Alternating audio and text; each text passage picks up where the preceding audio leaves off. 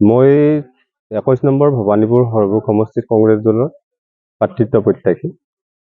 আমি এই সমষ্টিটো আমাৰ আগৰ পৰাই নিজৰ সমষ্টি আছিলে। আজি আমি সমষ্টিৰ ৰাইজৰ লগত বিভিন্ন কথা পাতিলোঁ। এখন আমি সৰু আমাৰ ইয়াতে ৰায়পুৰ গাঁৱত এখন আমাৰ যি আনুষ্ঠানিক মিটিং এখন হ'ল, মণ্ডল সভাপতি আমাৰ প্ৰৱৰ্তনা ব্লক কংগ্ৰেছৰ সভাপতিৰ উপস্থিতিত আমি ৰাইজৰ মতামত ল'লোঁ। যিহেতু এইটো আমাৰ নিৰ্বাচন দলে এলায়েন্সৰ ফালে গৈ আছে, ৰাইজে আমাক কেনেদৰে আগবাঢ়িব দিয়ে সেই বিষয়ে আমি ৰাইজৰ মতামত ল'ব এই ৰায়পুৰ গাঁৱত আহিছোঁ। আৰু আমি ৰায়পুৰ গাঁৱত আহি উপস্থিত হৈ ৰাইজৰ যিটো মতামত পালোঁ, এই মতামতটো আমাৰ দলীয় নেতৃত্বক আমি ইতিমধ্যে অৱগত কৰাই থৈছোঁ যে ৰাইজে এলায়েন্সৰ বিৰোধিতা কৰা নাই, কিন্তু ৰাইজে এইবাৰ ভবানীপুৰ সৰবক সমষ্টিটো কংগ্ৰেছে নিজাকে খেলাটো বিচাৰিছে। কাৰণ যিহেতু এটা ৰাজনৈতিক দলক যদি এলায়েন্স থকাৰ পিছত প্ৰত্যেকবাৰে এটা চিটে দি থাকে, তেতিয়াহ'লে আনটো ৰাজনৈতিক দলৰ সমৰ্থকসকলৰ কিছু অসুবিধা হয়। আৰু সেইকাৰণে ৰাইজে বিচাৰিছে যে চিটটো এইবাৰ কংগ্ৰেছৰ দলত আহক আৰু দলৰ শীৰ্ষ নেতৃত্বই প্ৰয়োজন অনুভৱ কৰি তেওঁলোকৰ বেলেগ এটা দলত দিয়াটো আমাৰ তৃণমূল কৰ্মীসকলে বিচাৰিছে। এতিয়ালৈকেতো আমাৰ এইটো দলে সেই সিদ্ধান্তবিলাক জনোৱা নাই। তেওঁলোকৰ দলেও এইটো চিট বিচাৰিছে, আমিও কংগ্ৰেছ দলে এইটো চিট বিচাৰিছে। এতিয়া শীৰ্ষ নেতৃত্বই যিটো সিদ্ধান্ত ল'ব, সেই সিদ্ধান্তটো লোৱাৰ আগতে আমি তৃণমূল কৰ্মীসকলৰ মতামতটো আমি দলৰ নেতৃত্বক জনাব আহিছোঁ। আৰু তৃণমূল কৰ্মীয়ে এইটো কথাই কৈছে যে কংগ্ৰেছ দলে এইটো চিট এইবাৰ এৰি দিব নালাগে।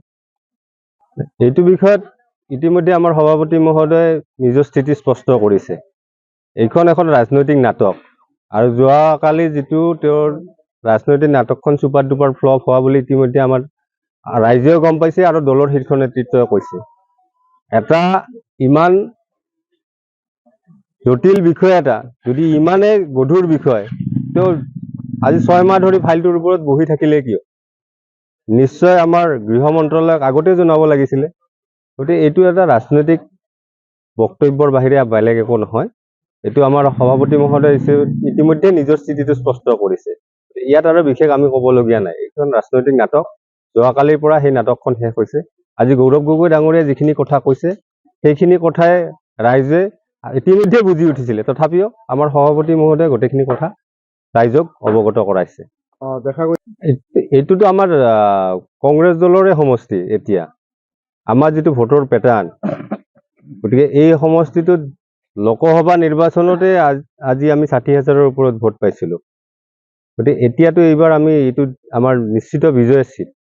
গতিকে আমি দলৰ নেতৃত্বক এইটোৱে কৈছোঁ যে কংগ্ৰেছ দলে যদি এইটো সমষ্টিৰ পৰা আমাক অনুমতি দিয়ে, তেতিয়াহ'লে আমি এইটো চিট আমি জিকাই আনিব পাৰিম। সৰ্বক সমষ্টিত কংগ্ৰেছ দল বিচাৰিছোঁ। আমি কংগ্ৰেছী মানুহ, আমি যোৱা টাইমত আমি এই CPM-ৰ লগত আৰু কংগ্ৰেছৰ এলায়েন্স হৈছিল, গতিকে আমি তেখেতক ভোট দিছিলোঁ। কিন্তু এইবাৰ আমাৰ কংগ্ৰেছ দল লাগে। আমি কংগ্ৰেছী মানুহ, আমাৰ ৰায়পুৰৰ সকলো মানুহে আমি কংগ্ৰেছ দল বিচাৰি আছোঁ। আমাৰ কংগ্ৰেছ দলৰ কেণ্ডিডেট লাগে। তেওঁক যোৱা বছৰ এলায়েন্সত তেওঁ MLA হৈছিল, আমাৰ ৰায়পুৰত অলপো কাম চাম কৰা নাই। গতিকে এইবাৰ আমি কংগ্ৰেছী মানুহ, আমাৰ কংগ্ৰেছ দলৰ লাগে।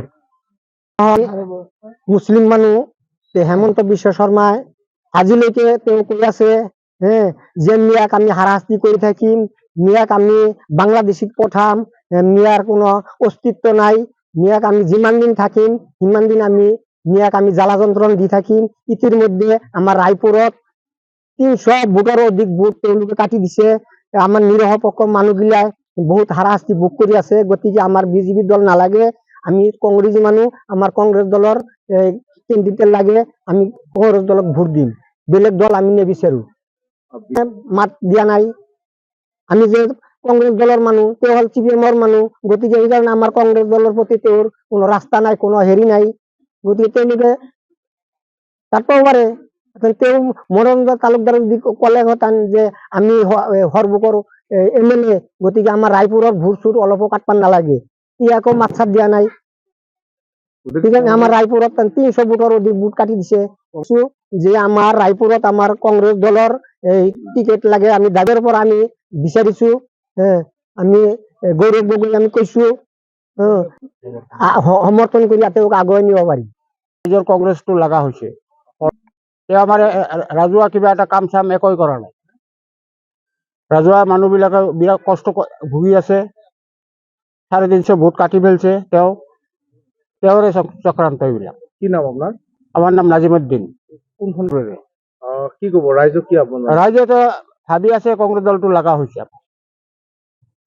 আছো বিৰাট কষ্টত আছো, মা ভনীসকলেও কষ্টত আছে, কান্দি আছে। চালো মনোৰঞ্জন চালো শুনিলো তেওঁক কোৱাতে তেওঁ একোই কৰা নাই। তেওঁ ভাবাই নাই এইটো আমাৰ ৰাইজৰ কি কৰিব লাগে না কৰিব লাগে নাই। লেবেল দি চলি থাকে। 5 বছৰৰ মূৰত একদিন আহিছে, আহি কাৰণে গুচি গেল, লেকচাৰ মাৰি গেল, ফাটা লেকচাৰ একো দাম নাই, মূল্য নাই, হেন লেকচাৰ মাৰে আহি। কি আমাৰ কংগ্ৰেছ দল লাগে, ৰাইজে খুজি আছে। মই যে নিজে বুলি কৈছো, মই নিজে বুলি নহয়, ৰাইজে খুজি আছে। ইয়াতে কেণ্ডিডেট আহিলে আমি নেদওঁ তেওঁক চালো আমি, ৰঞ্জিতক আমাৰ চাৱা শেষ। মই বিজেপি দলৰ এটা আছিলো, লিডাৰ আছিলো। মিছা মানুহক ধোকা দি অমুক দিম তমুক দিম, ৰঞ্জিত জিতাৰ পিছত ৰায়পুৰ কেনে ভাল বেয়া চাৱা নাই ৰঞ্জিত আছে। এইটো আমাৰ মনৰ দুখ। আমি এইটো পাৰ্টি আমি পতন কৰিলো, এইটো বিচাৰিছো কংগ্ৰেছ দল।